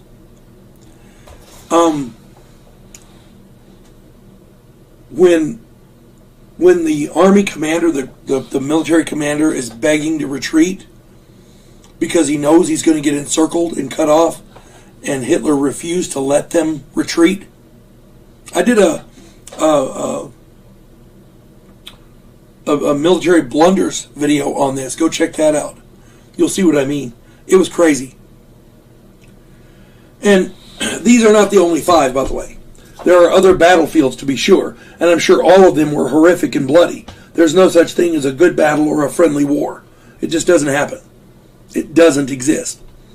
Spirits and ghosts have been seen at all of these grim places, and rightly so. I seriously doubt there is a way to die on a battlefield that doesn't cause shock and confusion. If there was a place in the world that would have ghosts haunting it, battlefields would be that place. Imagine going through eternity trying to win a battle that you lost a long time ago, or trying to escape a battle that you died at. Talk about purgatory. On Tombstone, Arizona. Thanks to Western lore and Hollywood, no town in the American West holds more of a grip on the American imagination than Tombstone. This was the site of the famous gunfight at the OK Corral on October 26, 1881. There were 2 political factions. They vied for control of the town. On one side was the ranchers, represented by the Cowboys, the group called the Cowboys. These included the Clantons and the McLauries. On the other side was the mine and business owners, represented by the Earps and Doc Holliday. Both sides blamed the other for corruption and collusion. As I understand it, one side had the sheriff on their side and the other side had the marshal on their side, so even law enforcement was split between the two. The gunfight lasted for 30 seconds, but the lore and the stories will last forever. I'm not going to go into the details of the gunfight because the actual details of the gunfight are irrelevant for this video. Suffice it to say, the Earps won. Tombstone was founded in 1877 and was named for its proximity to the nearby Tombstone silver mine. By the mid-1880s, the population had grown to over 27,000. It is the epitome of the word boomtown. There were 100 saloons in a huge and booming red light district. That's prostitutes and gambling. Gunfights and deadly brawls were a common occurrence. Shootings and murders were also commonplace. Records of the deaths are incomplete, so nobody can say for sure exactly how many people were killed in Tombstone. After the OK Corral gunfight, Virgil Earp and Morgan Earp were both shot in the back and at different times. Virgil was disabled. I think, if I'm not mistaken, he lost an arm, but Morgan was killed. Wyatt and Doc Holliday went on a rampage, killing cowboys and looking for the back shooters. Some say they killed as many as 30 or more before they fled Arizona. There are many hotspots throughout Tombstone, chief of which is the Grand Hotel, now called Big Nose Kate's Saloon. It was named after Kate Elder, Doc Holliday's wife. Occurrences in the saloon are almost daily and include people being touched, shoved, grabbed, and choked. People also report drinks being levitated off of trays and being thrown in guest faces. Disembodied voices and phantom gunshots are fairly common. Apparitions are not uncommon either, especially that of a man dressed in fairly fancy clothes, sitting at a gambling, what used to be a gambling table. Shot glasses and silverware are thrown across the room, sometimes at guests. So it can get a little dangerous, but then again, Tombstone has never ever been a safe town to live in. I'm just saying. It is also said that the ghost of a miner prowls the cellar in Big Nose Kate's, he apparently guarding the treasure that he hid there. A lot of people work the silver mines, and of course they spent their money there in these saloons and the hotels.